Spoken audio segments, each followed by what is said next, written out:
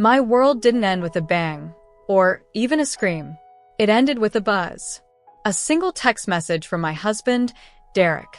7 years of marriage, countless sacrifices, and it all came down to 10 cold, cruel words.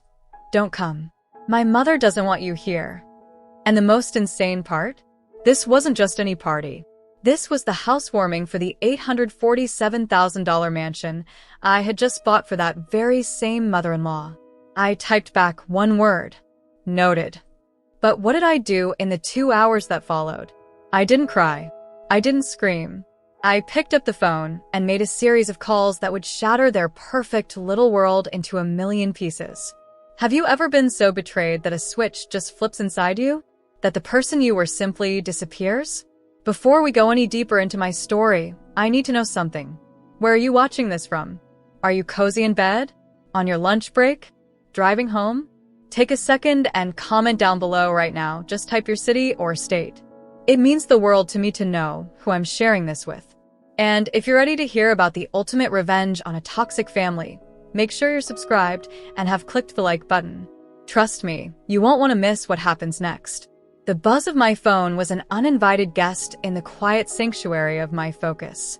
I was deep in the zone, a place I loved, where the world narrowed down to the glow of my monitor, the crisp logic of code, and the elegant architecture of a business solution. This particular presentation was for a new client, a boutique hotel chain looking to overhaul their entire booking and management system. The contract was worth over $150,000. For my small but mighty consulting firm, Nexus Solutions, it was a golden ticket.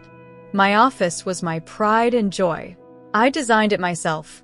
Walls the color of sea mist, a large, live-edge oak desk that had cost me a fortune but felt like a worthy throne for the empire I was building, and a huge window that looked out over a quiet, tree-lined street. The afternoon sun poured in, warm and generous, painting a bright rectangle on the floor. It was a Tuesday. A completely ordinary, beautiful Tuesday. The phone buzzed again, more insistent this time. I pulled my gaze from a complex flowchart and glanced at the screen. A little flutter, a familiar warmth, spread in my chest. It was Derek, my husband of 7 years. My mind, still tangled in data streams and user interface mockups, conjured a sweet, mundane image. He's probably confirming what time I'm leaving for his mother's party, I thought, a faint smile touching my lips. Or maybe he's offering to pick up the wine so I don't have to make an extra stop. We discussed a nice Pinot Noir. Or was it a Cabernet? My mind, addled with work, couldn't recall. The details blurred, but the feeling was there, the comfortable, assumed inclusion. I was his wife. Of course I was going. My thumbprint unlocked the screen. The message loaded in an instant, black text on a white background. No emojis, no preamble, and my smile died. The words were simple, stark, and utterly incomprehensible. Don't come. My mother doesn't want you here. I read it once. My brain, a high-performance machine trained to process complex information, parsed the syllables but refused to assign them meaning. It was like reading a sentence in a language I didn't speak. The individual components were familiar. Don't, come, mother, but assembled in this order, they formed a nonsensical, alien statement. I read it a second time, slower, deliberately sounding each word out in my head. Don't. Come. My mother doesn't want you here. The third time, the meaning didn't just dawn. It crashed through the mental firewall I'd erected with the force of a wrecking ball. It was a physical blow, a sucker punch to the soul that knocked the air from my lungs. My hands, which moments before had been flying confidently across my keyboard, began to shake. A fine tremor started in my fingertips and traveled up my arms, settling as a cold, hard knot of lead in the pit of my stomach. I felt a sudden, violent chill, as if someone had thrown open a window to a blizzard. I set the phone down carefully, gingerly, as if it were a live explosive or a venomous insect. The polished wood of my desk, usually a source of pride, felt suddenly alien and icy to the touch. For a full minute, maybe two, I didn't breathe. I just stared at that black rectangle. waiting. My entire being was suspended in a state of horrified anticipation, waiting for the little gray bubbles to appear, indicating he was typing a follow-up. Just kidding, babe. Mom's playing a weird joke, or OMG, so sorry. That was for Vanessa. Of course we want you here. Or even a simple, wrong person. But the screen remained dark. Silent. The message just sat there, a 10-word monument to my exclusion. Cold. Final. Humiliating. His mother doesn't want me here. Patricia. The woman whose new mansion I had paid for. The irony was so thick, so vicious. I could taste it, metallic and bitter, like blood in my mouth. This party, this celebration of her new home, in her new mansion with her friends and I, the financier, the architect of this entire scene, was being told to stay away. I had funded my own exile. I had bought the stage for my own humiliation. My fingers, still trembling, hovered over the screen. 1,000 responses fought for dominance in my mind, a chaotic chorus of pain and confusion. Why? What did I do? How could you let her say that? Please, Derek, tell me this isn't real. The old Chloe, the people-pleaser, the desperate approval seeker who had been forged in the cold fire of Patricia's disdain, wanted to beg. She wanted to apologize for a crime she didn't commit, to promise to be better, quieter, less herself, to do anything to earn back the non-existent invitation. But then, cutting through the noise, a new, strange calm began to seep through the cracks of my shock. It didn't feel like peace. It felt like the absolute zero of emotion. It was a cold, clear, and terrifyingly lucid feeling. The shaking in my hands began to subside, replaced by a steady, purposeful stillness. I typed a single word, noted, and I hit send. There was no anger in that word, no sadness, no pleading. It was a statement of fact, a receipt of information. It was the most powerful, detached, and final word I had ever sent to my husband. It was the sound of a door closing, not with a slam, but with a soft, irrevocable click. After I sent it, the world didn't end. The sun kept shining, oblivious to my personal apocalypse. My presentation was still open on the monitor, the colorful graphs and bullet points now seeming trivial and absurd, the concerns of a life that no longer existed. My coffee cup sat beside me, a thin, wrinkled skin forming on its long, cold surface. I looked at the clock on my screen. 2:47 p.m. The party started at 6 o'clock. I had just over 3 hours. And in that silence, in that vast, empty space where my love and hope for Derek's family used to live, something clicked. It was an audible sound in the quiet of my mind, like a key turning in a long-locked door or a steel trap snapping shut. The fog of 7 years of trying, of begging, of buying, of sacrificing my time, my energy, my very sense of self, suddenly lifted, blown away by the cold, clean wind of that text message. And I could see everything with a terrifying, crystalline clarity. It was like I had been nearsighted my entire adult life and had just been given a pair of glasses that revealed the world in brutal, high-definition detail. It was like a movie montage of my own humiliation, playing behind my eyes, each memory sharper and more painful than the last. I saw the first time I met Patricia. It was a summer barbecue at their modest, slightly shabby house. I was 26, head over heels for Derek, and so nervous I'd changed my outfit 3 times. Patricia answered the door, a woman in her late 50s with a perfectly styled helmet of blonde hair and a smile that didn't reach her cold, blue eyes. She looked me up and down, her gaze lingering on my off-the-rack sundress, and said, "So, you're Chloe. Derek tells me you're ambitious." She made the word sound like a social disease. I saw every Christmas, where I'd spent weeks hunting for the perfect, extravagant gifts. The year I bought Patricia a genuine cashmere wrap from Scotland after hearing her complain about the drafty old house. She'd unwrapped it, run her fingers over the soft wool, and said, "Oh, how practical." She'd set it aside without a second glance. Minutes later, Vanessa presented her with a cheap, scented candle from the drugstore, and Patricia had gushed as if it were a precious artifact. "Oh, Vanessa, you always know just what I love." I saw the loan to Vanessa for $15,000 for her can't fail online boutique selling beaded jewelry. She'd cried in my kitchen, talking about her dream, her passion. I'd written the check, feeling magnanimous, like a true sister. The boutique never materialized. When I gently brought it up 6 months later, her face had hardened. "God, Chloe, I thought you were family." Families help each other, without keeping a tally. "It's so transactional of you." I saw the gift of $10,000 to Patricia and Joel for their back property taxes because they were drowning. I saw the all-expenses-paid family vacation to Hawaii that I'd worked 80-hour weeks to afford, where Patricia had complained incessantly about the humidity, the food, the sand, and where Vanessa had accidentally packed my favorite, expensive sunscreen in her luggage and then used it all.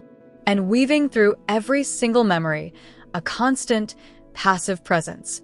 Derek, my husband, standing on the sidelines of my humiliation. His face a mask of helpless discomfort. His constant, useless refrain whispered to me later in our bedroom, "That's just how she is, Chloe. Don't take it personally." Or, "She doesn't mean it like that. She's from a different generation." Or, my personal favorite, the one he deployed just last week after his mother criticized the wine I'd brought for dinner. "You know we all appreciate you, right? You're the rock of this family." No. No, I did not know that. The rock doesn't get told it's not welcome at the geological celebration. The final, glaring image that burned itself onto my retina was of the mansion. The mansion. I had walked through its empty, echoing rooms just after the closing, the scent of new paint and fresh lumber hanging in the air. I had painted a future there with the brush of my own desperate hope. I saw Patricia in the sprawling, state-of-the-art chef's kitchen, finally turning to me with a warm smile, saying, "Let me show you how to make my famous apple pie, dear." I saw Joel in the vast, sunny backyard, asking for my help picking out rose bushes, valuing my opinion. I saw Derek and I hosting Thanksgiving in the grand dining room, surrounded by a laughing, grateful family that finally saw me as one of their own. A daughter. A sister. What a foolish, desperate fantasy. What a pathetic, expensive dream. The text message wasn't a mistake. It wasn't a moment of stress-induced rudeness. It was the unvarnished, unfiltered truth I had been refusing to see for 7 long years. I was the bank. I was the resource. I was the convenient wallet. I was not, and never would be, family. I had been an investor in a company that had just sent me my termination notice. My eyes drifted back to the clock on my computer screen. 2:51 p.m. Time was ticking. But it was no longer counting down to a party I was banned from. It was counting down to my reckoning. The cold, clear feeling had taken over completely, flooding my veins like ice water.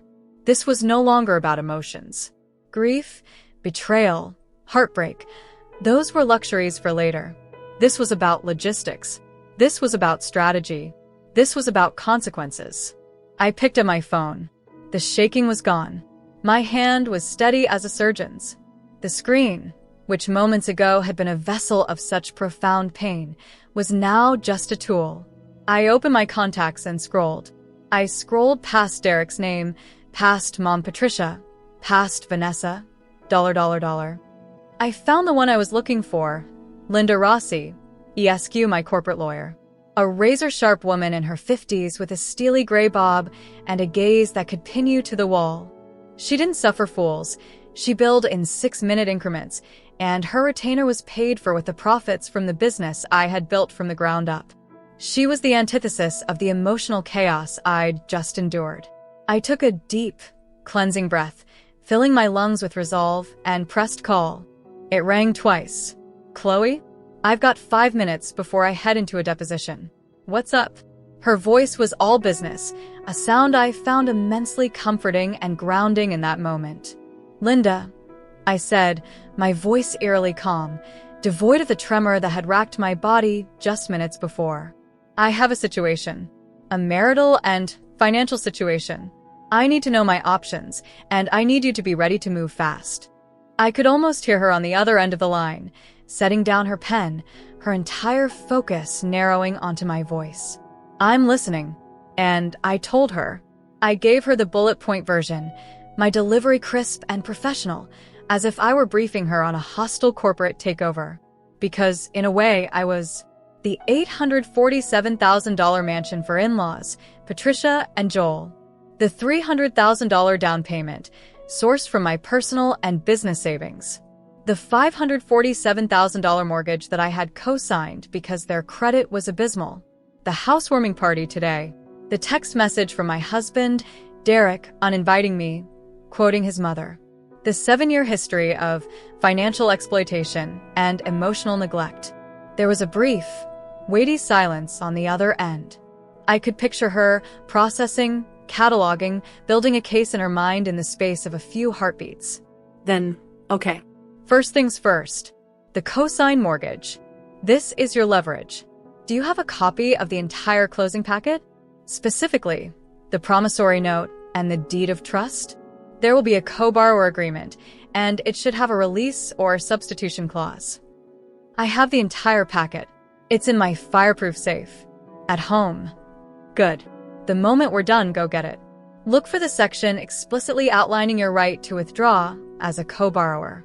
It will likely require the other parties to refinance the loan solely in their names within a specified period, usually 30 to 60 days, or force a sale of the property. I'll start drafting a formal, notarized notice of withdrawal immediately. We will serve it to them today. The words "serve it to them" sent a thrill of grim satisfaction down my spine. This was real.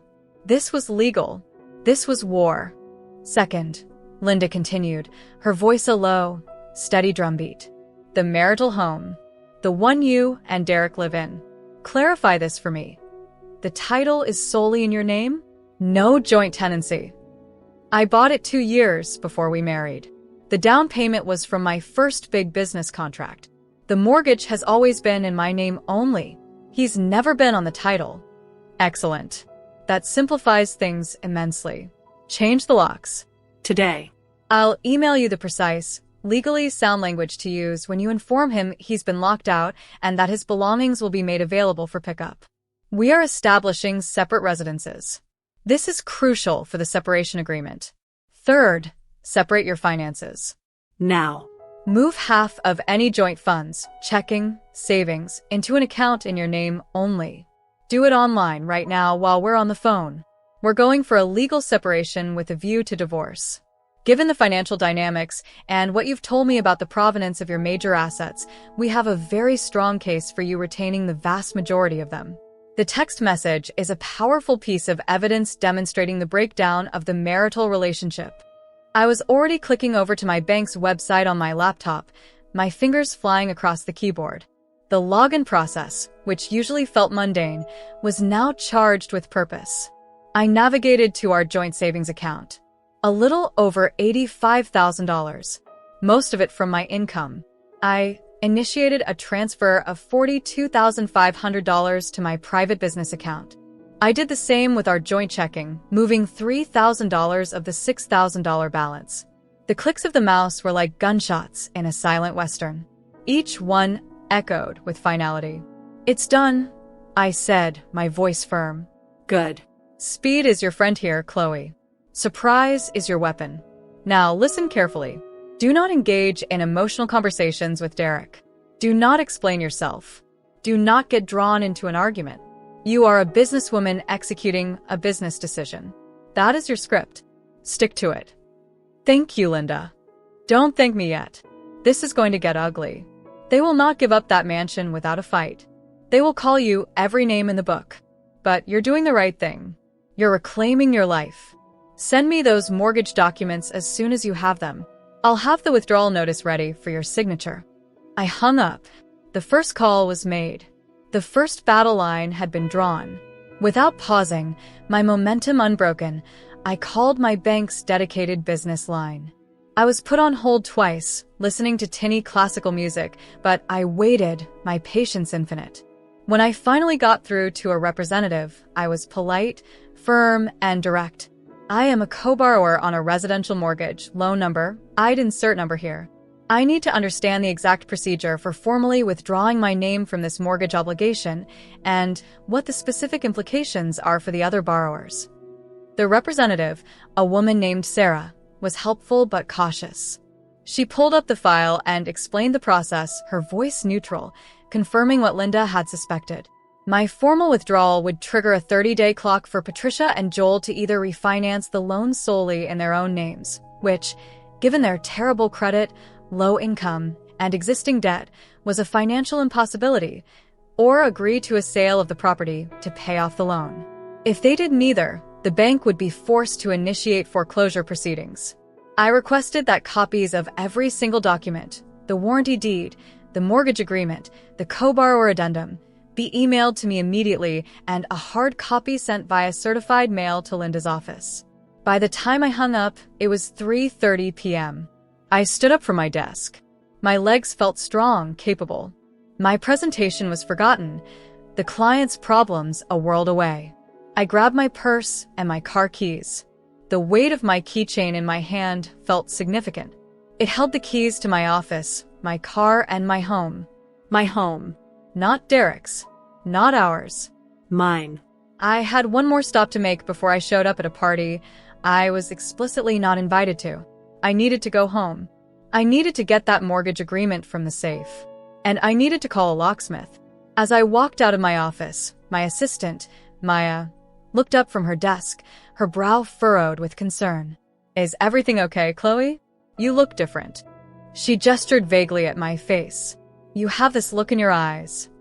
I gave her a small, genuine smile, the first real one all day. It felt strange on my face, but right. "Everything is about to be okay for the first time in a long time, Maya. I'm taking the rest of the day. Hold all my calls." I didn't wait for her response. I walked out into the hallway, my heels clicking a steady, determined rhythm on the polished concrete floor. The lobby, the elevator, the parking garage, it all passed in a blur. My focus was tunneling, homing in on the task ahead. The leather steering wheel of my car was cool and familiar under my hands. As I drove across town, the bright afternoon sun felt like a spotlight, illuminating the path I should have taken years ago. It wasn't a path of darkness and revenge, but one of clarity and self-preservation. In the passenger seat next to me was my briefcase. And inside that briefcase, soon to be joined by the damning mortgage documents, was a simple manila folder. A folder that would become my weapon of mass reconstruction. But before I could wield it, I had to face them. All of them. In the lion's den I had paid to build. My phone buzzed again, vibrating against the console. A message from Derek. Finally, a response to my noted. I glanced at it, my eyes flicking from the road to the screen for a split second. "Chloe, are you okay? I know that text was harsh, but Mom is really stressed about the party making everything perfect. You know how she gets. We'll talk tonight, okay?" I didn't respond. I didn't feel a thing. No relief, no anger, no sadness. His words were just noise. Empty, placating noise designed to smooth things over, without ever addressing the festering wound. He thought we'd talk tonight. He thought this was a minor marital spat, a bump in the road that would be smoothed over with a weak apology and a conversation where I would, once again, be expected to be the understanding one. He had no idea. No idea that the conversation we were about to have was going to be so much louder and so much more final than he could ever imagine. He was worried about his mother's stress over canapes and guest lists. I was about to introduce him to a whole new world of stress. The game was over, and I was no longer a player. I was the rule maker. Can you feel the shift in her? From broken to formidable? That text, "Mom is stressed," is just the ultimate insult, isn't it? I want to know what you would have done in that moment. Let me know in the comments. And if your heart is pounding right now, just wait. The confrontation at the mansion is next, and it is going to be explosive. Make sure you've liked this video and subscribe to the channel so you don't miss it. This is just the beginning of the end for Derek and his family. My world was just dismantled by a 10-word text message from my husband, Derek. "Don't come. My mother doesn't want you here." This after I bought his mother a mansion. I responded with a single, cold word. Noted. And in the 2 hours that followed, I didn't collapse. I organized. I planned. I became a force of nature. When I left you, I was driving home to change the locks and gather my weapons, a simple manila folder filled with financial truth bombs. But to truly understand the depth of the betrayal, you need to understand the 7 years that led to this moment. You need to understand how a love story can curdle into a business arrangement where you're the unwitting investor. The drive to my house, was a journey through a ghost town of my own memories. Every corner held an echo of a life I was now leaving behind. The little Italian restaurant where Derek and I had our first anniversary, him toasting to my ambition. The park where we talked about maybe one day having kids, a conversation that always ended with him saying, "Let's just get through this busy patch at your work first." I saw it all now with devastating clarity. He wasn't waiting for the right time, he was stalling. My ambition and my work were the villains in his family's narrative, the convenient excuse for everything, while also being the golden goose they were slowly, systematically plucking. I pulled into my driveway, the tires crunching on the gravel. Our home, a charming, modern craftsman I'd fallen in love with the moment I saw it. I'd saved for years, poured my soul into the down payment, and painted every room myself. It was my sanctuary, my accomplishment. Now it felt like a crime scene. Inside, the silence was deafening. It was the silence of a stage after the actors have left. Derek's gym bag was by the door, a pair of his running shoes kicked off haphazardly nearby. A coffee mug sat in the sink. Normal, domestic signs that now felt like intrusions. I didn't allow myself to feel sentimental. I was operating on a new operating system. Cold, hard logic. First, the safe. It was concealed behind a false panel in my walk-in closet. I spun the dial, the clicks of familiar, comforting rhythm. The heavy door swung open.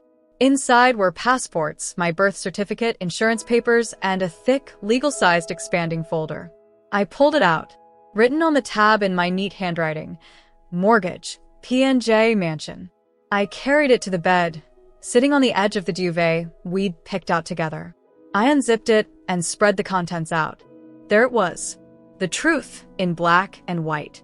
The purchase agreement, the deed, the towering stack of disclosures. And finally, the co-borrower agreement. My eyes scanned the dense legalese, looking for the specific clause Linda had mentioned. I found it on page 7, section 4.2, right of withdrawal. It stated that I, as the financially qualifying party, had the unilateral right to withdraw from the mortgage obligation. Upon written, notarized notice, the other borrowers, Patricia and Joel, would have 30 days to either secure a new loan without my signature or agree to the sale of the property to satisfy the debt. Failure to do so would result in default and foreclosure. A slow, grim smile spread across my face. It was all there. My get-out-of-hell-free card. They had signed it. They had been so eager to get their hands on the keys to a mansion they could never afford, they hadn't bothered to truly understand the strings attached. Or perhaps they thought I was too soft, too desperate for their approval, to ever pull them. I took a photo of the clause and texted it to Linda. Found it. Section 4.2. Proceeding with locksmith. Her response was immediate. Perfect. Drafting notice now. Do not engage. Be a stone. Next, the locksmith. A quick search on my phone for a highly rated, available 24/7 service. I called, my voice steady. "Hi, I need my locks changed." Today. "As soon as possible." "What's the address?" the dispatcher asked. I gave him my address.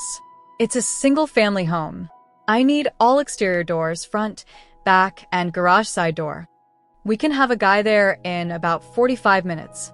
Will you be present?" "I will," I said. "And I'll need a receipt for my records. This is for legal purposes." "Understood, ma'am." While I waited, I did a walkthrough of my home. My home. I went into Derek's office, the second bedroom he'd claimed. It was messy, filled with his things. Old bank manuals, running trophies, a framed photo of him with his parents and Vanessa on some beach vacation, a vacation I hadn't been invited on.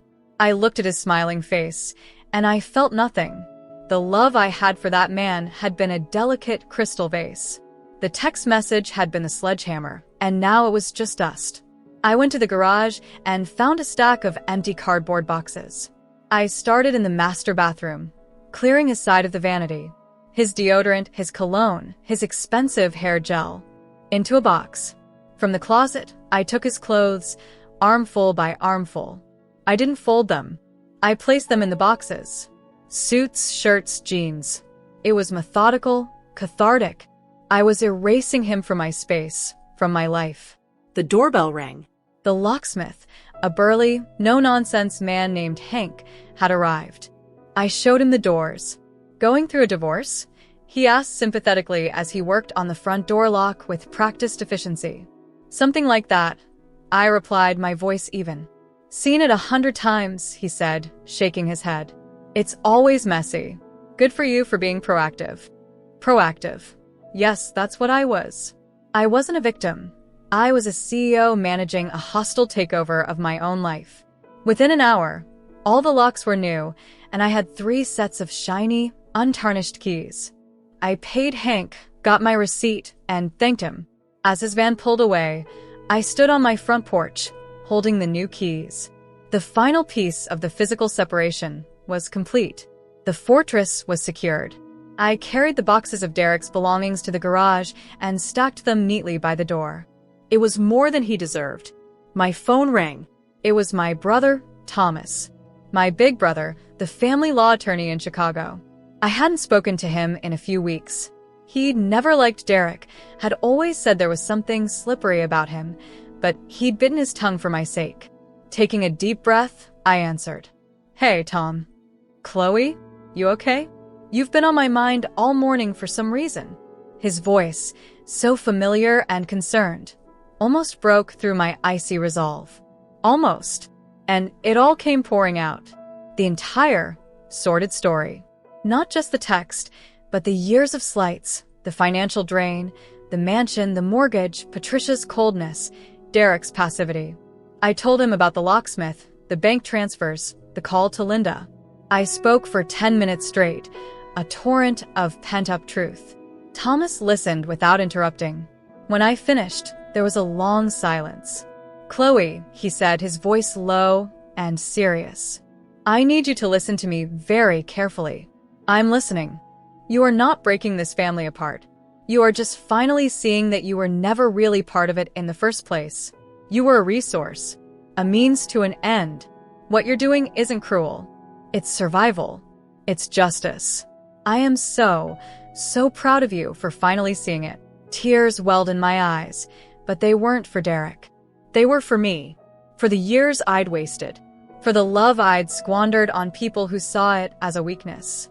My brother's validation was a balm on a wound I hadn't even let myself acknowledge was there. Thank you, Tom. Don't thank me. Now listen. Save every text, every email. Record conversations if you're in a one-party consent state. I'll check for you. Do not meet with Derek alone. Let Linda handle everything. And Chloe, be prepared. They are going to come at you with everything they have. They're going to call you a monster. Because when a parasite is detached from its host, it flails. It screams. I'm ready, I said, and for the first time, I truly believed it. I hung up, feeling stronger, fortified. I looked at the clock. 4:45 p.m. The party started in just over an hour. I went upstairs and took a shower, washing the entire day off me. The stress, the fear, the residue of my old life. I stood under the hot water until my skin was pink. I emerged feeling new, reborn. I didn't put on the new, expensive dress I'd bought for the party. Instead, I put on a pair of dark, tailored trousers, a simple but sharp white silk blouse, and low heels. I looked in the mirror. I didn't see a rejected daughter-in-law. I saw an executive. I saw a woman who was about to conduct the most important business meeting of her life. I dried my hair and applied a minimal amount of makeup. I didn't need to look pretty. I needed to look formidable. Downstairs, I assembled my arsenal. The co-borrower agreement, with Section 4.2 highlighted in neon yellow. The printouts from the bank showing the mortgage details. A copy of the deed. And the piece de resistance. The drafted, though not yet signed, notice of withdrawal that Linda had just emailed over. I printed it. The words, Notice of Withdrawal ASCO Borrower, stood out in bold, 16-point font at the top. I placed them all neatly into my simple manila folder. It was 5:30 p.m. Showtime. I grabbed my purse, my car keys, and the folder. I walked out of my house, locking my new, secure locks behind me. The evening air was cool on my face. I got into my car, placing the folder on the passenger seat. As I drove towards the mansion, towards the enemy territory I had financed, I didn't feel nervous. I felt focused. The world had narrowed to this single objective. The GPS counted down the miles, and with each one, my resolve hardened. I turned onto their new street, Whispering Pines Drive. It was lined with mature trees and imposing homes. And there it was, 1428, the mansion. It was even more garish than I remembered, a monument to Patricia's newfound, unearned status. The driveway was packed with cars I didn't recognize. Through the massive, floor-to-ceiling windows I had specifically chosen for their light and airy feel, I could see a throng of people. Laughter and the tinkling of glasses drifted out into the twilight.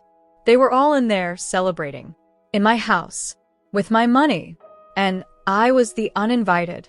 I pulled up to the curb a few houses down, my heart not racing with panic, but beating a steady, powerful rhythm of clarity. This was it. I picked up my phone and opened a new group text. To Derek, Patricia, Joel, and Vanessa. My fingers were steady as I typed. I'm outside. I have time-sensitive legal documents regarding the house that require all of your signatures immediately. This is not optional. I will be at the door in 60 seconds. I didn't wait for a response. I hit send, grabbed my folder, and stepped out of the car. The leather of the folder was smooth in my hand. My heels clicked decisively on the pristine concrete of the sidewalk. I walked up the winding path to the grand, double-door entrance. I could feel eyes on me from inside the window. The music seemed to dip slightly. I didn't ring the bell. I didn't knock. I simply stood there, waiting. The door swung open before I could even raise my hand. Vanessa stood there, silhouetted against the warm, golden light of the chandelier I'd helped pick out. She was wearing a tight, crimson cocktail dress, a flute of champagne in her hand. Her face, already set in a permanent state of mild annoyance, twisted into outright contempt when she saw me. "What are you doing here?" she spat, not even trying to hide her irritation. "Derek said you weren't coming. Can't you take a hint?" I offered her the same polite, vacant smile I'd been giving this family for 7 years. It felt like a superpower now. "I need everyone to sign some paperwork," I said, my voice calm and level. "It's about the house." Vanessa rolled her eyes, so hard I thought they might get stuck. "Seriously? Right now? We're in the middle of a party. This is so like you, Chloe, to make everything about you and your drama." "It's a legal requirement," I replied, my tone not shifting an inch. "It won't take long." Before Vanessa could fire back another insult, Patricia appeared behind her, materializing like the villain she was. She was wearing a cream-colored designer pantsuit, her hair perfectly coiffed, her makeup flawless. She looked every inch the lady of the manor. When her eyes landed on me, they turned to chips of ice. "This is highly inappropriate, Chloe," she said, her voice sharp enough to cut glass. "We're having a private family celebration." Those words, private family celebration, they should have felt like a knife to the heart. Instead, they felt like a confirmation. A battle cry. I kept my voice steady, my gaze locked on hers. "This will only take a moment. It's a legal requirement. Unless you'd prefer I have my attorney schedule a formal meeting at her office tomorrow? With court reporters." The word, attorney, worked like a spell. Patricia's haughty expression faltered. The anger in her eyes was quickly replaced by a flicker of something else. Worry. Fear. The mask slipped, just for a second, revealing the calculating woman beneath. She stared at me for a long, tense moment, her jaw tight. Then, without another word, she stepped aside, pulling a fuming Vanessa with her. I walked into the mansion. My mansion. The foyer was marble. The staircase swept dramatically to the second floor. The living room was to the right, packed with people, Patricia's book club friends, new neighbors, distant relatives. They were all holding glasses, laughing, eating canapes from silver trays. They all fell silent as I passed, staring at the woman in the severe white blouse carrying a manila folder, a stark contrast to their party attire. I saw Derek then. He was coming out of the kitchen, holding a tray of bruschetta. When he saw me, his face went as white as the Carrara marble countertops. The tray wobbled dangerously in his hands. "Chloe," he said, his voice cracking. What's going on?" I cut him off, my voice gentle but firm, like a teacher addressing a slow child. "Just some paperwork, honey. Nothing for you to worry about." But my eyes told a different story. My eyes said, "Everything is about to be your problem." His own eyes widened in panic. He knew. He knew the other shoe was dropping, and it was made of concrete. I turned back to Patricia. "I need to speak with you, Joel, Derek, and Vanessa. Privately. Is there somewhere we can talk?" Patricia's lips were a thin, bloodless line. She gestured stiffly toward a room off the main hallway. "The study." Of course. The study with the beautiful, reclaimed oak desk and the floor-to-ceiling bookshelves I'd spent a weekend sourcing. I remembered imagining Joel in here, reading by the fire, a contented smile on his face. Such stupid, hopeful dreams.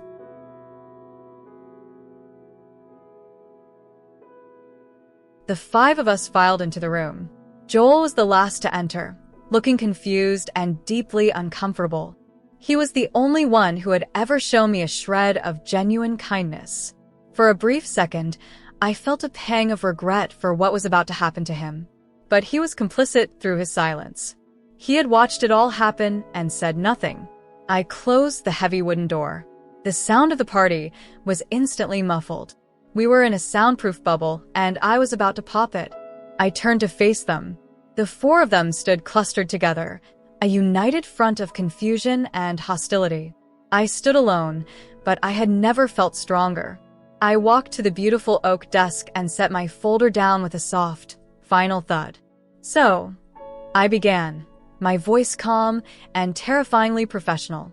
"I wanted to review the details of the house purchase with everyone present, since there seems to be some confusion."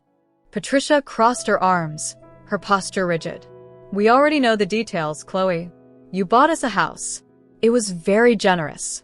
We've thanked you." Her tone was dripping with condescension. I looked her dead in the eye. "Actually," I said, pausing for effect, "that's not quite accurate." The room went preternaturally quiet. You could have heard a pin drop on the plush Persian rug. "What do you mean?" Derek asked slowly, his voice barely a whisper. I opened my folder and pulled out the top sheet, the mortgage statement. The house cost $847,000.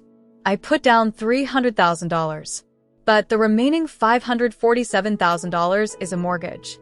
A mortgage that I co-signed on. Patricia's face, previously flushed with wine and triumph, drained of all color. "What?" she hissed. "You said this was a gift." "I said I was giving you a home." I corrected her coolly. "I never said I was paying for it entirely. The mortgage is in both your names and mine. I'm legally responsible for it. In fact, I've been making the mortgage payments for the past 6 months since closing." Vanessa exploded. "Why would you do that? That's not a gift. That's manipulation." A flash of white-hot anger surged through me, but I kept it contained, channeling it into my calm demeanor. "Manipulation?" I repeated, letting the word hang in the air. "I co-signed because your parents couldn't qualify for a mortgage on their own.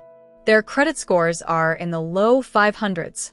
They have significant debt and barely any retirement income. The bank wouldn't give them a loan for a garden shed, let alone a house this nice. I used my credit, my income, my financial standing to make this possible for them." Joel finally spoke, his voice quiet and ashamed. I remember signing those papers. There were so many of them. I didn't really understand. Yes, I said, my voice softening just a fraction for him. And one of those papers was this. I pulled out the co-borrower agreement and placed it on the desk, my finger pointing directly to the highlighted section 4.2.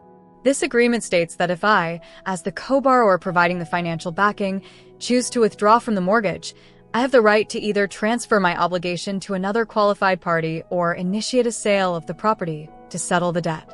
The silence in the room was so profound, so heavy, it felt like a physical presence. I'm here to inform you, I announced, my voice ringing with clarity in the quiet room, that I am withdrawing as a co-borrower, effective immediately. The eruption was instantaneous and volcanic. You can't do that, Vanessa shrieked, her face turning an ugly shade of red. I can and I am, I said, my calmness a stark contrast to her hysteria. You have 3 options. I held up my fingers, counting them off. Option 1. Find someone else to co-sign and refinance the entire mortgage within 30 days. Option 2. Buy me out of my equity stake. That would be my $300,000 down payment plus the 6 months of mortgage payments I've made, which comes to approximately $18,000. So, $318,000 total. Option 3. We sell the house and split whatever equity exists after paying off the mortgage and closing costs. Patricia started screaming, her voice a shrill knife edge of hysteria. This is betrayal. This is our home. You gave it to us. You can't just take it back. You vicious, ungrateful little. I'm not taking anything back, I interrupted, my voice still calm despite the adrenaline now singing in my veins. I co-signed for a mortgage. I've been making payments. And as of today, after receiving a text message from my husband, I looked directly at Derek, who was staring at me, shell-shocked, uninviting me from a celebration in a home I'm paying for. I've decided I no longer want to be financially tied to this property, or to any of you. Derek finally found his voice. Chloe, please, for God's sake, let's talk about this privately. We can fix this. There's more, I said, cutting him off again. I reached into my folder and pulled out the final document, the draft from Linda. I've also contacted an attorney regarding our marital assets. Since I've been the primary financial contributor to our marriage, and since most of our major assets, including the home we live in, are in my name alone, I'm filing for legal separation. You'll receive the official paperwork tomorrow morning. I looked at Derek. I've already changed the locks. Your things are packed and in the garage. You can stay here, with your mother, in the mansion I'm no longer paying for. The explosion that followed was pure, unadulterated chaos. Patricia was crying and screaming, calling me a gold-digging whore who was trying to destroy her son. Vanessa was shrieking threats, promising to sue me, to ruin my business, to tell everyone what a monster I was. Joel had sunk into the desk chair, his head in his hands, repeating, "Oh my God, over and over." And Derek just stood there, frozen. His mouth hung open, his eyes wide with a mixture of terror and disbelief. He was watching his entire life, the life of comfort and financial ease that I provided, evaporate before his eyes. He was a spectator to his own downfall. I gathered my papers calmly, sliding them back into my folder. The job was done. The truth had been delivered. I turned toward the door, ready to walk out of their lives forever. But I stopped, my hand on the doorknob, and looked back at Derek one last time. "Oh, and Derek," I said, my voice dripping with a sweetness that was more poisonous than any of Vanessa's screams. "I know about Claire. Have a nice life." The shock on his face was the most satisfying thing I had ever seen. It was a clean, perfect strike. Then I opened the door and walked out. The party in the living room was utterly silent. Every single guest was staring, their glasses frozen halfway to their lips. They had heard everything. I didn't look at them. I held my head high, my back straight, and walked through the foyer, out the front door, and into the cool, free evening air. I didn't run. I walked steadily to my car, got in, and started the engine. My hands were perfectly steady on the wheel. It wasn't until I was 3 blocks away, stopped at a red light, that the reaction hit me. A wave of violent trembling coursed through my body. My teeth began to chatter. I pulled over into a deserted grocery store parking lot, put the car in park, and finally let go. Great, heaving sobs racked my body. I cried for the 7 years I'd lost. I cried for the woman I'd had to become to survive. I cried from the sheer, overwhelming relief of it being over. I cried and I laughed, a hysterical, unhinged sound in the quiet of my car. I had done it. I had walked into the lion's den, and I had tamed them all with a few sheets of paper. I had taken my power back. The next few days passed in a strange, suspended animation. The high of my confrontation faded, replaced by a bone-deep exhaustion and a hypervigilant awareness. My phone became a weapon of psychological warfare. It wouldn't stop ringing. The first day, Derek called 27 times. The calls went from pleading, "Chloe, baby, please, we can fix this. I'll make mom apologize," to angry, "You can't do this to me. I'll fight you for everything," and finally, to desperate, "Where am I supposed to go? You've ruined my life." I listened to the first 2 voicemails, my heart a stone in my chest, and then I blocked his number. Patricia called, her messages venomous screeds about how I was a classless, greedy bitch who had preyed on her family. Vanessa's messages were a symphony of threats and name-calling. I blocked them too. Even some of Patricia's friends, emboldened by her lies, called to leave messages telling me what a horrible person I was for kicking a sweet old lady out of her home. I took a perverse pleasure in blocking every single one. The silence, when I finally achieved it, was golden. I took 2 days off work, something I never did. I unplugged. I slept for 12 hours straight. I ordered takeout and ate it in my living room, watching mindless reality TV, allowing my brain to detox from the years of toxicity. On the 3rd day, I met with Linda in her sleek, high-rise office. The view of the city was breathtaking, a symbol of the success I had built for myself. "You've made this remarkably easy, Chloe," Linda said, spreading the documents I'd given her across her glass desk. "The co-borrower withdrawal notice has been formally served via certified mail to Patricia and Joel. The clock is ticking. Your separation agreement is drafted and ready to be served to Derek. His lawyer, a guy named Mark Stevens, has already made contact. He's aggressive." "Let him be aggressive," I said, taking a sip of the excellent coffee her assistant had brought me. "He has no leg to stand on." "Precisely," Linda said with a sharp smile. "The text message, combined with the financial records showing you as the sole proprietor of all major assets, makes his claim for half your business laughable. He's posturing. He'll settle." After leaving Linda's office, I felt even more secure.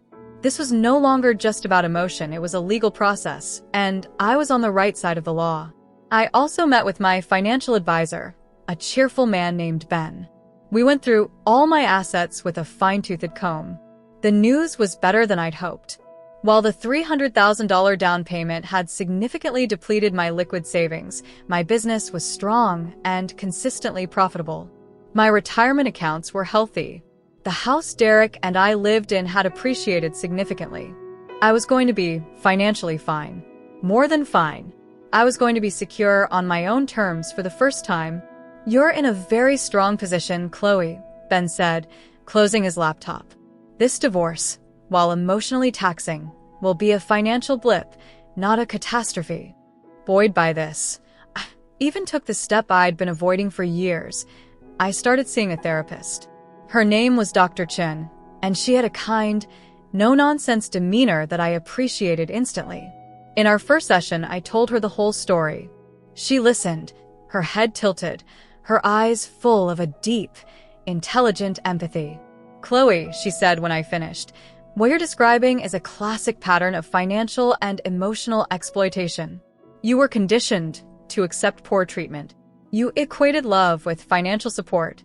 You believed that if you were just generous enough, you could buy the love and acceptance you craved. But that's not love. That's a transaction. And in any transaction, there's a buyer and a seller. You were the buyer, and they were only interested in the price." Her words didn't hurt, they liberated me. She was giving a name to the sickness that had infected my marriage.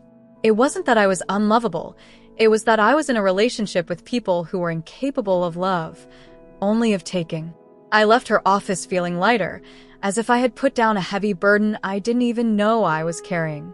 I returned home that afternoon, my mind clearer than it had been in a decade. The future, for the first time, didn't look like a bleak, empty landscape. It looked like a blank canvas, and I was holding the brush. And then I saw it. A plain white envelope, taped to the center of my front door. There was no stamp, no address. Just my name, Chloe, written in a shaky, old-fashioned cursive I recognized instantly. It was from Joel, a cold dread, entirely different from the clean anger I'd felt before, trickled down my spine. What could he possibly want? To beg? To threaten? I carefully peeled the envelope off the door and took it inside. I sat on my couch, the envelope feeling heavy and ominous in my hands. I took a deep breath and tore it open. Inside was a letter, several pages long, written on lined notebook paper in that same shaky hand. And beneath it, a stack of printed papers. I unfolded the letter and began to read. Dear Chloe, I should have told you this years ago, but I was a coward. I am a coward. I let Patricia control everything, including how we treated you. I watched her be cold and cruel to you, and I said nothing. I watched Vanessa take advantage of your generous heart, and I said nothing. I told myself it wasn't my place to interfere, that it would only cause more drama. I was wrong. But after what happened at the party, after watching you walk out with your head held high while we all screamed at you like animals, I realized I couldn't stay silent anymore.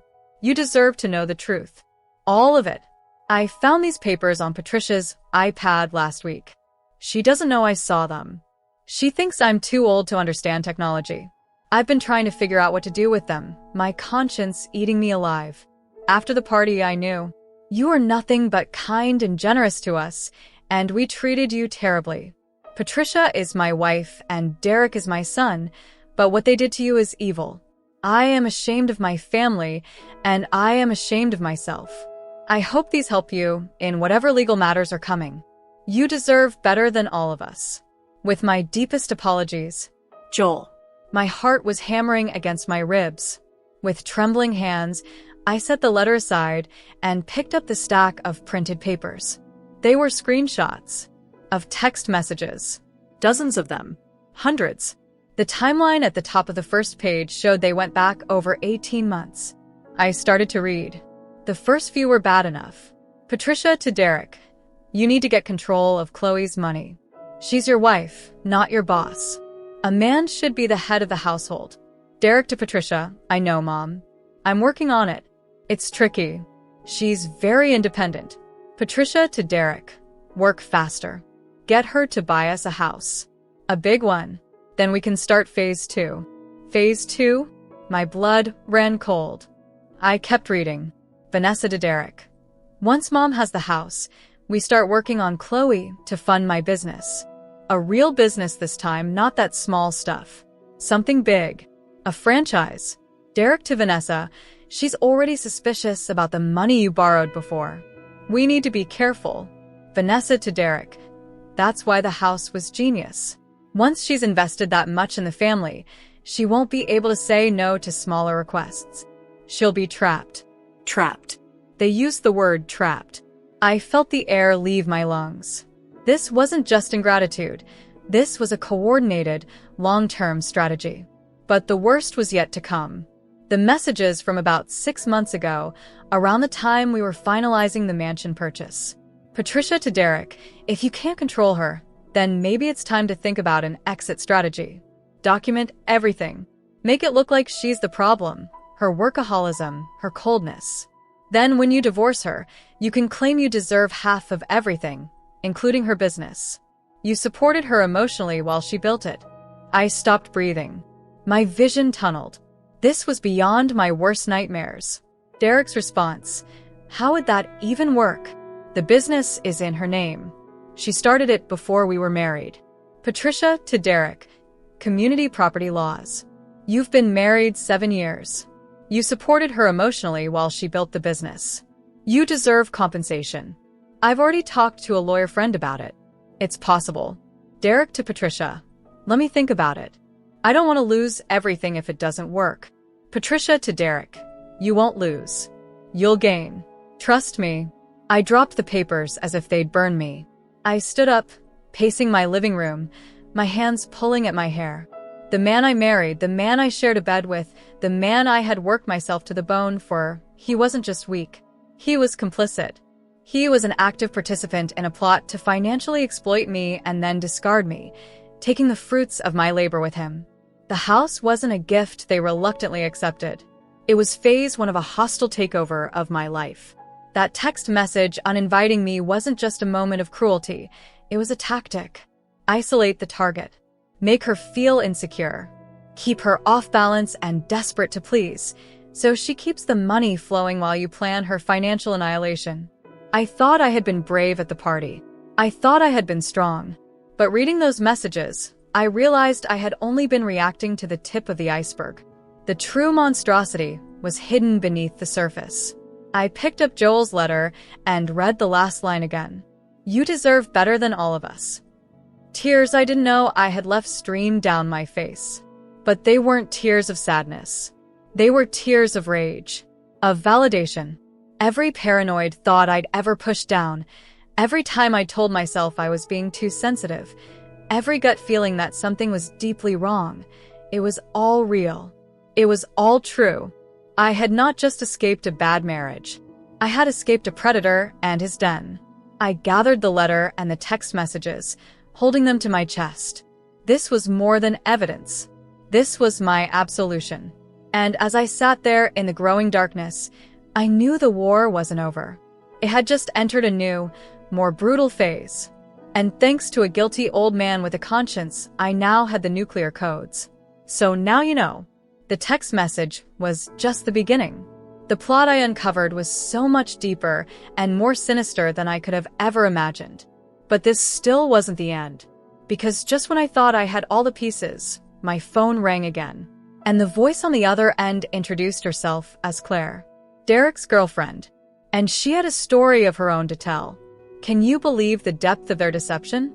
They were planning to take her business all along. I need to know what you think Chloe should do with this new information. Tell me in the comments. And please, if you are invested in this story, show your support by liking this video and subscribing to the channel. The final part, where everything comes to a stunning conclusion, is coming next. You do not want to miss it. The phone vibrated in my hand, an unknown number flashing on the screen.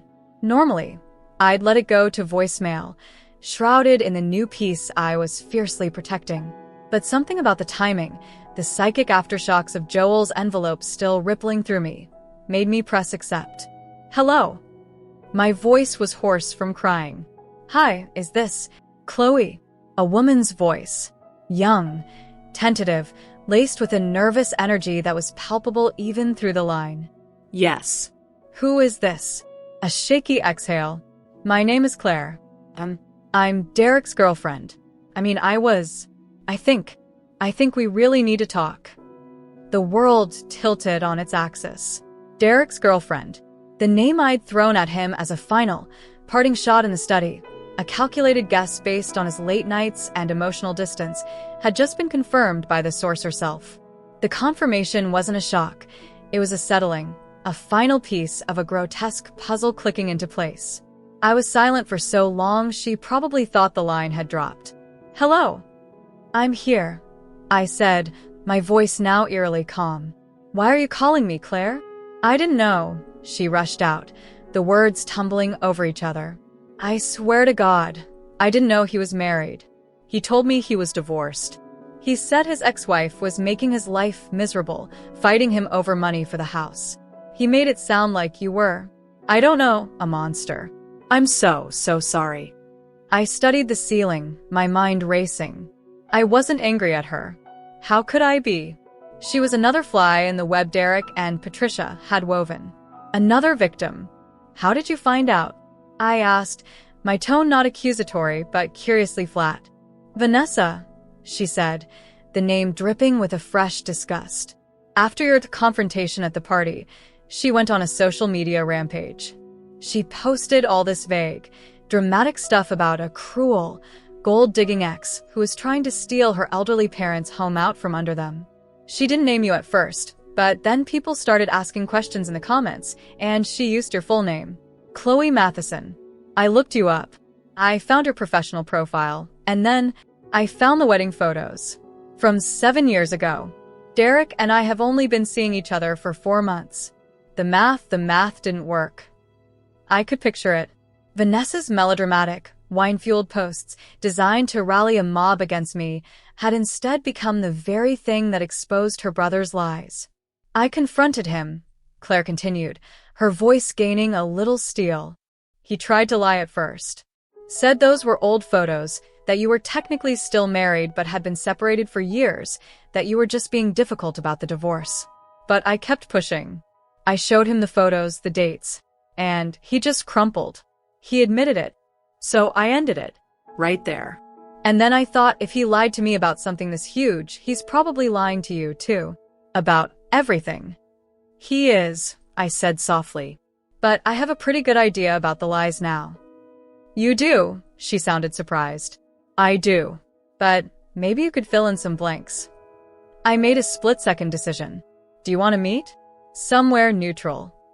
We agreed on a small, independent coffee shop across town, a place I knew Derek would never set foot in. The next morning, I arrived first, choosing a table in the back corner. I felt strangely calm. This wasn't a confrontation, it was an intelligence-gathering mission.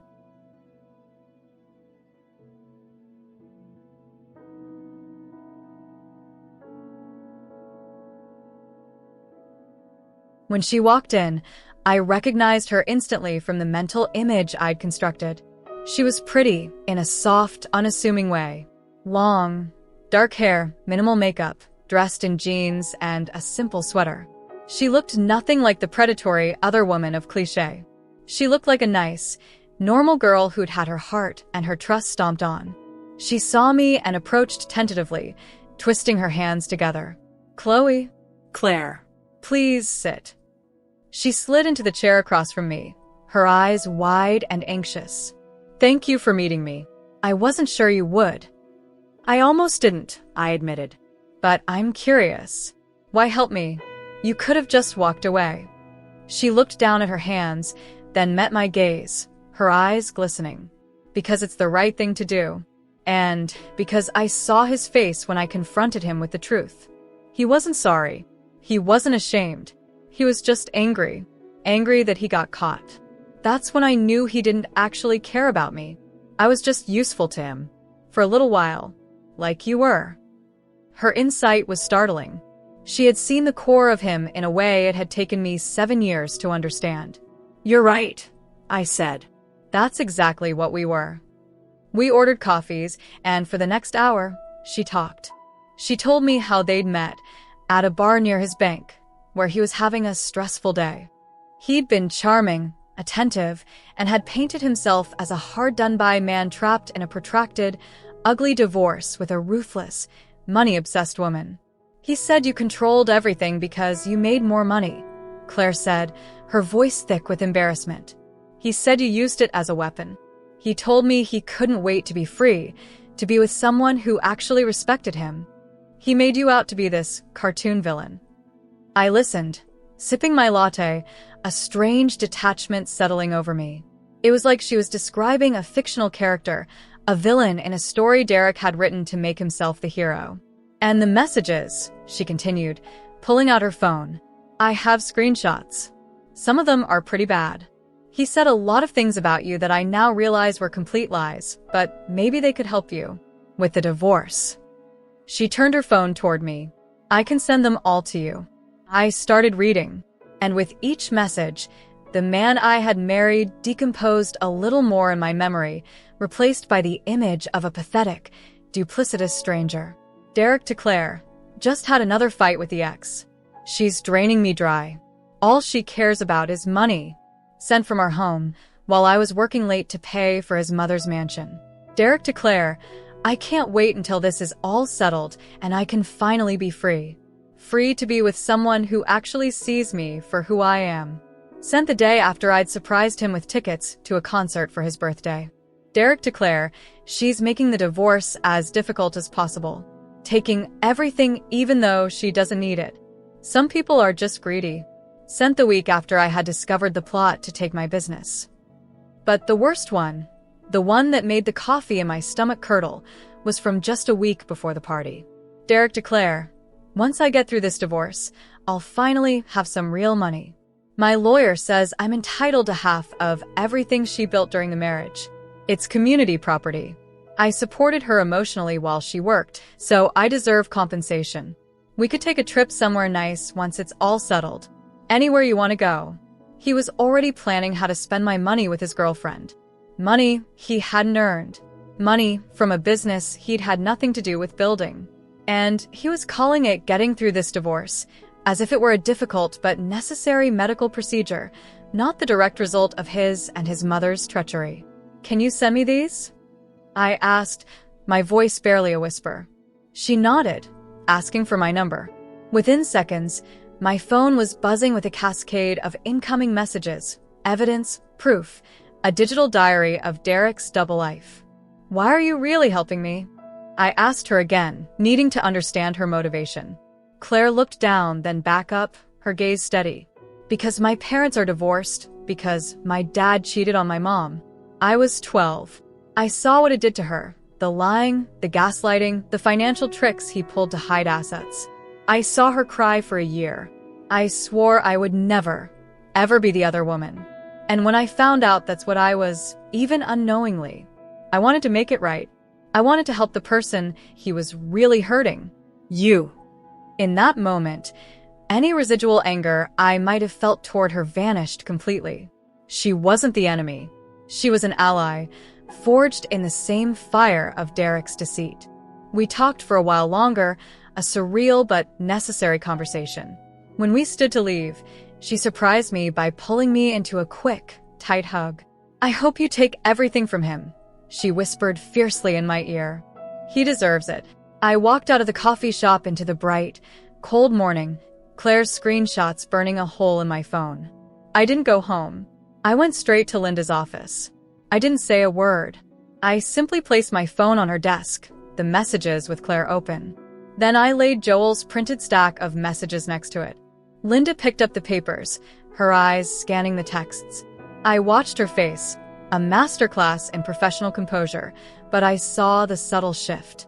The slight widening of her eyes, the tightening of her lips. She finished the first page and moved to the second, then picked up my phone and scrolled through Claire's evidence. When she finally looked up, there was a glint in her eye that was almost feral.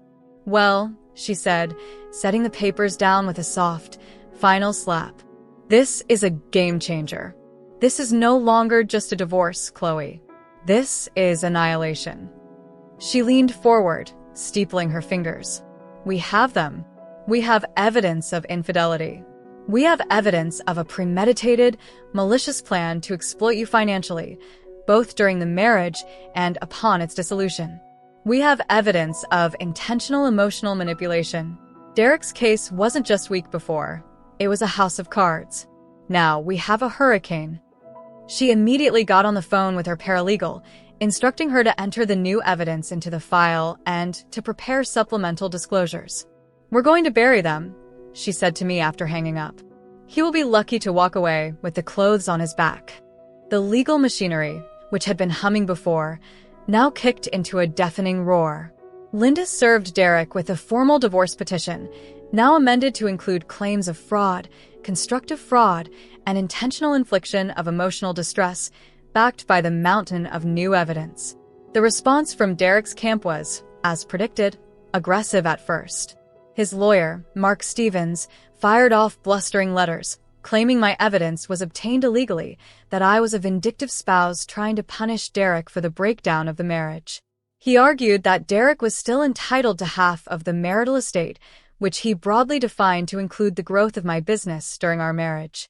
Linda's responses were concise, brutal, and backed by irrefutable proof. She would send over a carefully curated selection of the most damning text messages. The one where Patricia outlined the exit strategy. The one where Derek planned his vacation with Claire using my future money. Each time, the bluster from the other side diminished. We could feel them deflating. The final blow came during the mandatory settlement conference. It was held in a sterile, beige conference room. Derek was there with his lawyer. He looked shrunken. He had lost weight. His suit, usually so crisp, looked rumpled. He wouldn't meet my eyes. I sat beside Linda, wearing another one of my power outfits, a navy blue sheath dress. I was calm. I was prepared. Mark Stevens started with his usual posturing. My client has suffered significant emotional distress due to Ms. Matheson's actions. He dedicated years of his life to supporting her career, often at the expense of his own social and professional advancement. We believe a 50-50 split of all assets acquired during the marriage is more than fair. Linda didn't even look up from her notes. She slid a single sheet of paper across the table.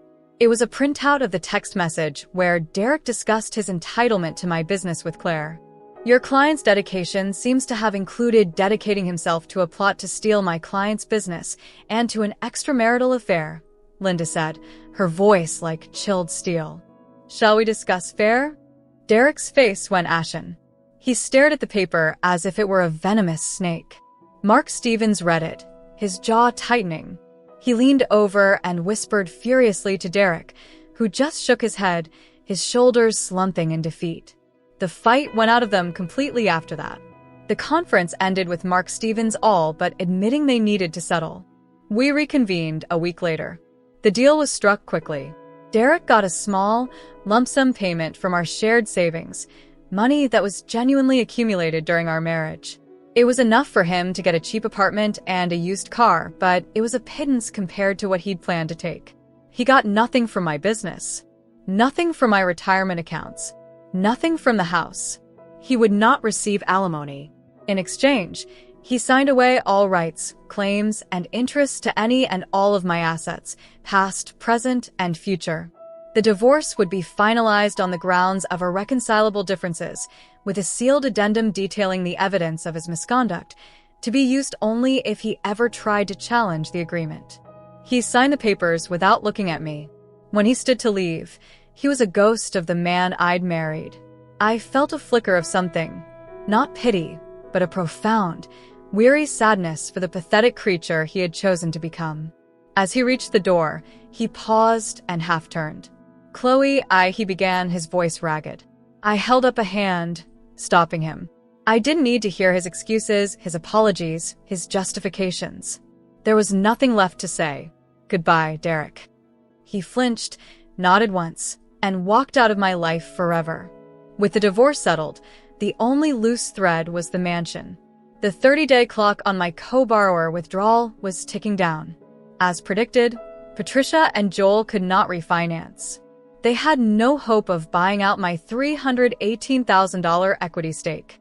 Their only option was to sell. The house, which had been their crown jewel for less than a year, was unceremoniously listed on the market. I made sure Linda was in constant contact with the listing agent and the mortgage company. I would not let them drag this out or try any tricks. The real estate market was still strong. The mansion sold quickly, for $865,000. After paying off the remaining mortgage balance, the real estate commissions, closing costs, and returning every single penny of my initial investment and the payments I'd made, the proceeds were decimated. Patricia and Joel walked away with a check for just under $15,000. The mansion, the symbol of their triumph over me, had become the engine of their downfall. That $15,000 wouldn't even cover a year's rent in a decent two-bedroom apartment. They were forced to move into a small, cramped rental in a less desirable part of town. The dream was over. Vanessa, her pipeline of loans permanently severed, had to move in with a friend. Her grand business plans evaporated without access to my bank account. I thought that was the end of it. I had my freedom, my money, my home, and my sanity. I was focusing on my business, seeing Dr. Chun, and slowly, tentatively beginning to date again. I was healing. But Patricia was not one to go quietly. It happened on a Tuesday. It's always a Tuesday, isn't it? About a month after the mansion sold. I was leaving my office building, heading to a lunch meeting with a potential client. The sun was shining. I was feeling good, confident, my briefcase in hand, my steps light. I didn't see her at first. She was lurking by a concrete planter near the entrance. Chloe. The shriek was raw, feral, cutting through the civilized hum of the downtown lunch hour. I froze, turning slowly. Patricia. She looked unhinged. Her normally perfect hair was disheveled, strands flying around her face. She was wearing sweatpants and a stained t-shirt, a far cry from her cream-colored pantsuits.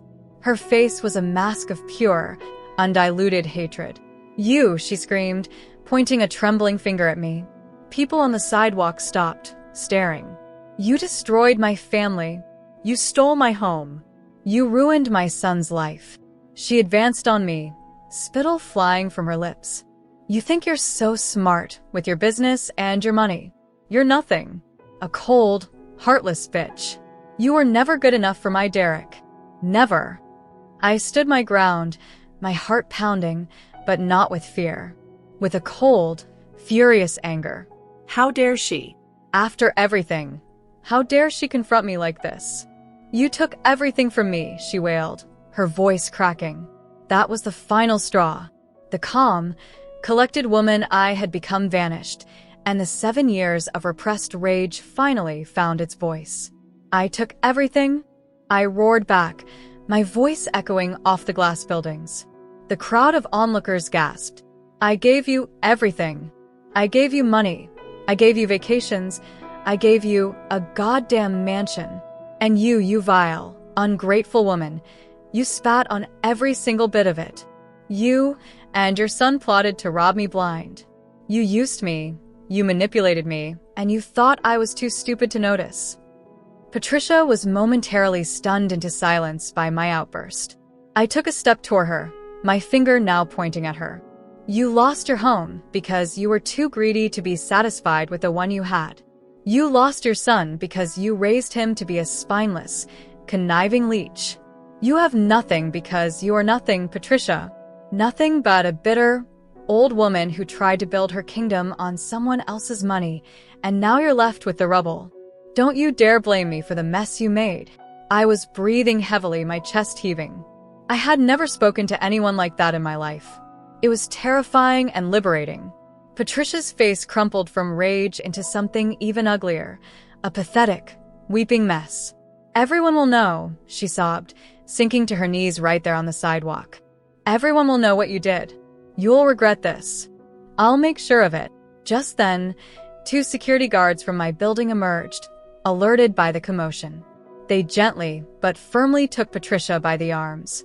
"Ma'am, you need to come with us. You can't be here causing a disturbance." She didn't fight them. She went limp, sobbing hysterically, a broken figure being led away. As they pulled her to her feet, she looked back at me one last time, her eyes filled with a poison I knew would never fade. "You haven't won," she whispered, her voice carrying on the wind. "You'll never win." But as I watched her be escorted away, as the crowd slowly dispersed, whispering and casting glances back at me, I knew she was wrong. Winning wasn't about having more than her. It wasn't about the money or the house. Winning was standing there, on my own 2 feet, unbroken. Winning was having the courage to speak my truth, to roar back at the person who had tried to silence me for years. Winning was the profound, unshakable knowledge that I had survived them. I had survived all of them. I straightened my jacket, picked up my briefcase, and continued walking to my lunch meeting. My hands were steady. My path was clear. The chapter on Derek and his toxic family was finally, irrevocably, closed.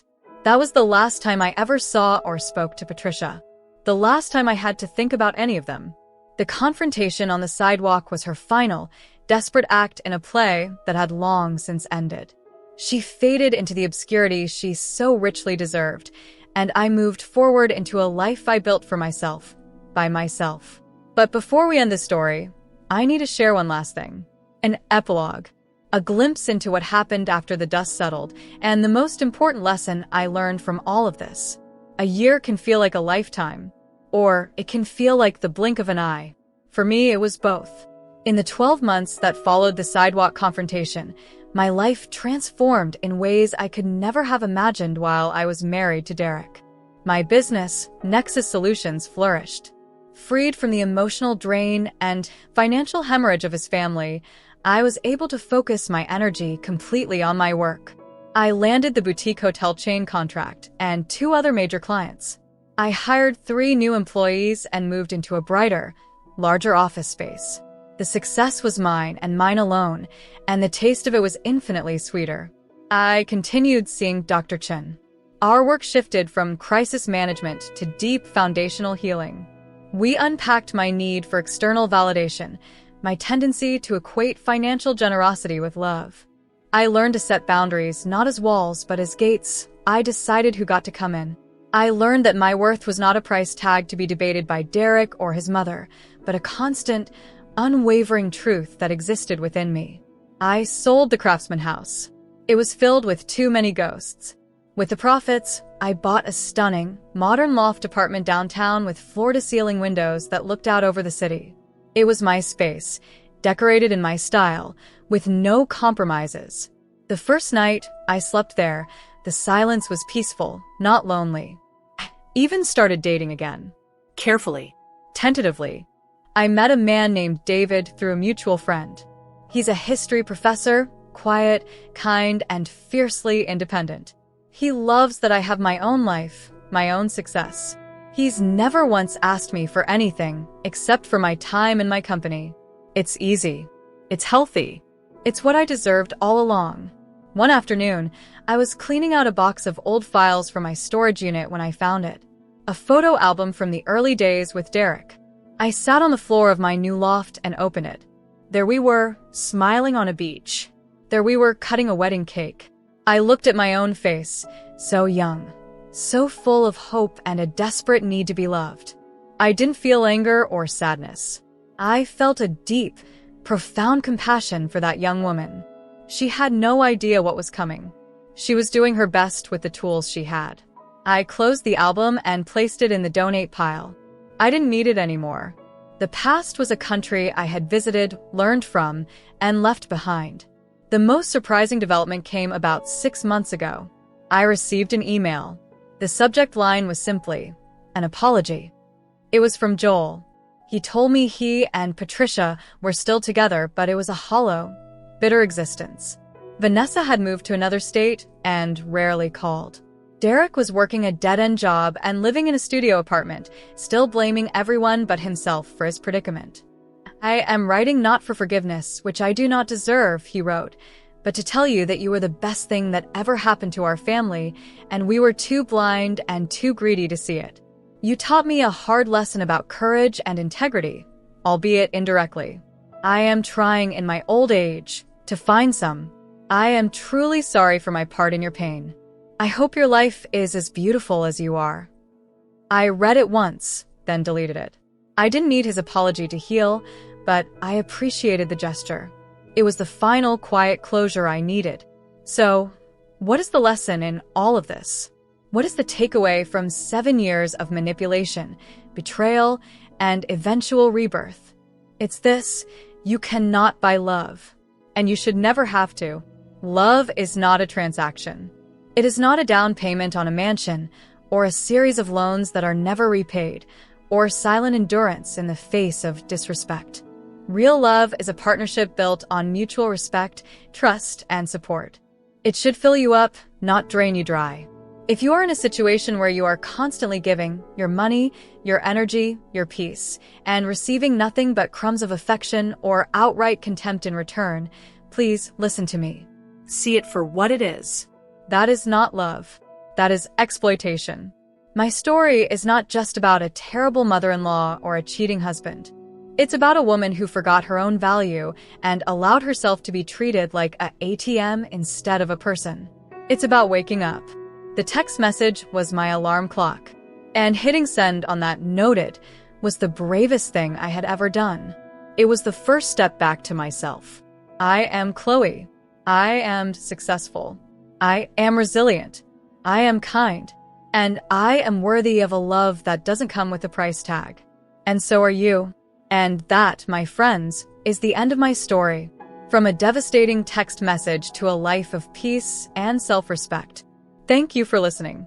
Thank you for your support. It has meant the world to share this with you. If this story inspired you, or made you feel seen, please let me know in the comments. Tell me where you're watching from and what your biggest takeaway was.